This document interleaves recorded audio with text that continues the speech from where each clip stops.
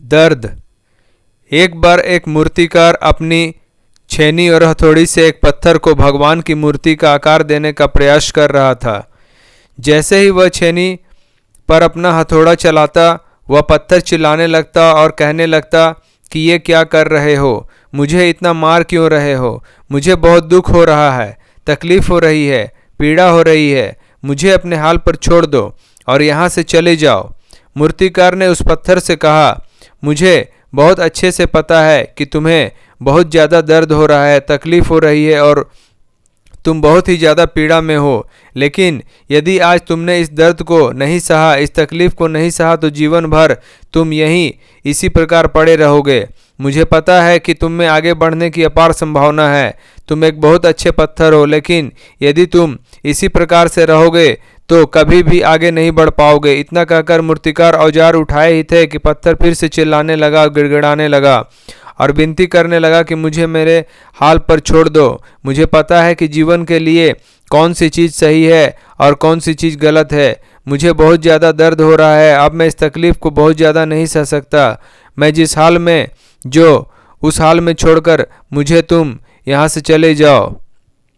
उस मूर्तिकार फिर से उस पत्थर को समझाने की कोशिश की, ज़्यादा अधीर मत बनो और अपने सब्र को बनाए रखो, थोड़ी देर और इस दर्द को सहो। यदि इस दर्द को सह लिया तो मैं भगवान की मूर्ति के रूप में तुम्हारी स्थापना कराऊंगा और फिर दूर दूर से लोग तुम्हारी पूजा करेंगे, पंडित और लोग तुम्हारी सेवा करेंगे। लेकिन पत्थर ने उस मूर्तिकार की एक भी बात नहीं मानी, वह चिल्लाता रहा और अपनी बात पर अड़ा रहा। मूर्तिकार में उस पत्थर को समझाने की बहुत कोशिश की, लेकिन वो पत्थर नहीं माना। अब मूर्तिकार भी थक चुका था और उस पत्थर को छोड़कर आगे बढ़ गया और थोड़ी ही दूर जाकर देखा कि एक और बहुत अच्छा पत्थर वहाँ पड़ा हुआ है। उसे छेनी हथौड़ी उठाया और उस पत्थर को मूर्ति बनाने के लिए वो तैयार हो गया। मूर्तिकार ने छेनी हथौड़ी का वार दूसरे पत्थर पर जारी रखा। दूसरे पत्थर को भी दर्द हुआ, तकलीफ उसे भी हुई, लेकिन उस पत्थर ने बर्दाश्त कर लिया और देखते ही देखते थोड़ी देर समय के बाद उस पत्थर ने भगवान की मूर्ति का रूप धारण कर लिया। थोड़ी दिन बाद उस मूर्ति की एक मंदिर में स्थापना हो गई और धीरे धीरे करके लोग वह पूजा पाठ करने आने लगे। लोगों की मन्नतें वहाँ से पूरी होने लगी और वह मंदिर बहुत ही ज़्यादा प्रसिद्ध हो गया।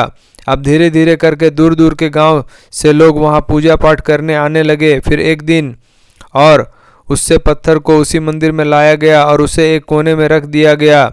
अब लोग आते और उस पत्थर पर नारियल फोड़ते। ये कोई और पत्थर नहीं बल्कि वही पत्थर था जिसने दर्द को नहीं सहा था। अब वो पत्थर मन ही मन बहुत ज़्यादा पछता रहा था, दुखी हो रहा था और अपने आप से कह रहा था कि काश मैंने उस दिन उस दर्द को, उस तकलीफ़ को सह लिया होता तो आज लोग मेरी भी पूजा करते।